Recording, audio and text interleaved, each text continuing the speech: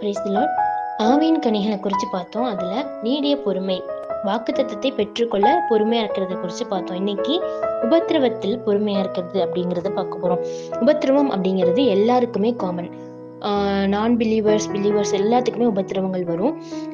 உபத்திரவத்தை நம்ம 2 டைப்பாக சொல்லலாம். ஒன்று தப்பு பண்ணி ஏதோ ஒரு தப்பான வழியில் போய் அதனால வர கஷ்டத்தையும் என்ன சொல்லுவாங்க அப்படின்னா உபத்திரவங்கள், கஷ்டம் அப்படின்னு சொல்லுவாங்க. அதே மாதிரி கடவுளுக்காக உண்மையா இருந்து நல்லவங்களா இருந்து கஷ்டப்படுறத அதையும் உபத்திரவம் அப்படின்னு தான் சொல்லுவாங்க. ஆனா தேவனுக்கு பிரியமா இருக்கிற உபத்திரவம் அப்படின்னு பார்க்கும்போது, உபத்திரவம் அப்படின்னு நம்ம வேதம் சொல்றது எது அப்படின்னா 1 பேதுரு 2வது அதிகாரம் 20வது வசனம். நீங்கள் குற்றம் செய்து அடிக்கப்படும் போது பொறுமையோடே சகித்தால் அதனால் என்ன கீர்த்தி உண்டு? நீங்கள் நன்மை செய்து பாடுபடும் போது பொறுமையோடே சகித்தால் அதுவே தேவனுக்கு முன்பாக பிரீதியா இருக்கும். அப்போ உபத்திரவத்துல பொறுமையா இருக்கணும். ஆனா எந்த உபத்திரவத்துல அப்படின்னா, நீங்க தப்பு பண்ணி அதனால வர கஷ்டத்துல நீங்க அதை பொறுமையோட சகிச்சீங்கன்னா அதனால பிரயோஜனம் கிடையாது.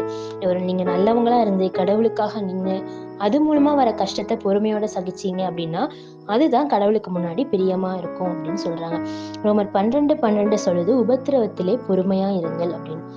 ஏன் உபத்திரவத்துல பொறுமையா இருக்கணும் அப்படின்னா, ரோமர் 5வது அதிகாரம் 3வது வசனம் சொல்லுது, உபத்திரவம் பொறுமையையும் பொறுமை பரீட்சையையும் பரீட்சை நம்பிக்கையையும் உண்டாக்குகிறது. உபத்திரவத்துல கஷ்டத்துல நம்ம பொறுமையோட அதை சகிச்சோம் அப்படின்னா அது அடுத்து நம்மளுக்கு என்ன கொடுக்குதான் பரீட்சை அப்படிங்கிறது இங்கிலீஷ் பைபிள்ல எக்ஸ்பீரியன்ஸ் அப்படின்னு போட்டிருக்கு. அப்போ நம்ம ஒரு கஷ்டத்துல ஒரு உபத்திரவத்துல அதை பொறுமையோட சகிச்சு அதை சகிச்சோம் அப்படின்னா அது நம்மளுக்கு ஒரு எக்ஸ்பீரியன்ஸை கொடுக்குது அப்படின்னு சொல்லி இந்த வசனம் சொல்லுது.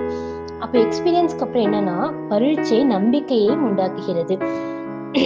இப்போ நம்ம ஆல்ரெடி அந்த எக்ஸ்பீரியன்ஸ் அப்படின்னு என்னன்னா ஆல்ரெடி நம்ம அந்த உபத்திரவத்துக்குள்ள வந்துட்டோம். மறுபடியும் உங்களுக்கு அதே மாதிரி ஏதாவது ஒரு பிரச்சனை வரும்போது, ஆல்ரெடி இதே மாதிரி நம்மளுக்கு ஒரு ப்ராப்ளம் வந்துச்சுல, அந்த டைம் நம்மளுக்கு ப்ராப்ளம் வரும்போது கடவுள் நம்ம கூட இருந்தாரு, நம்மளை எப்படி தப்பு வச்சாரு, நம்மளை கூட இருந்து எப்படி நம்மளை கைட் பண்ணாரு அப்படின்னு சொல்லி அது ஒரு நல்ல எக்ஸ்பீரியன்ஸா உங்களுக்கு இருக்கும். நெக்ஸ்ட் டைம் அதே மாதிரி ஒரு ப்ராப்ளம் வரும்போது நீங்க அதை யோசிச்சு லாஸ்ட் டைம் நம்மளை காப்பாத்தின கடவுள் இந்த டைமும் நம்மளை காப்பாத்துவாரு அப்படின்னு சொல்லி நம்ம நம்பிக்கையா இருப்போம். நம்மளோட நம்பிக்கையை அதை இன்க்ரீஸ் பண்ணும் அப்படின்னு சொல்றாங்க. உபத்திரவத்துல பொறுமையா இருந்தா அது எக்ஸ்பீரியன்ஸை கொடுக்கும். அந்த எக்ஸ்பீரியன்ஸ் நம்மளுக்கு நம்பிக்கையை, ஹோப்பை கொடுக்கும் அப்படின்னு சொல்லி இந்த வசனத்துல போட்டிருக்காங்க. அதனாலதான் உபத்திரவத்துல எப்படி இருக்கணும் அப்படின்னா பொறுமையோட இருக்கணும். ஏதோ ஒரு உபத்திரம் வருது, நீங்க நல்லவங்களா இருக்கனால கஷ்டம் வருது அப்படின்னா உடனே நீங்க நல் வழிகளை விட்டு விலகிடக்கூடாது, மத்தவங்க போற வழியில போயிடக்கூடாது, கடவுளை விட்டு தூரம் போயிடக்கூடாது. அந்த உபத்திரவத்தை சகிக்கணும். அப்பதான் பொறுமையோட சகிக்கணும். அப்ப என்ன பண்ணுவாரு, கடவுள் நம்மளுக்கு ஹெல்ப் பண்ணுவாரு.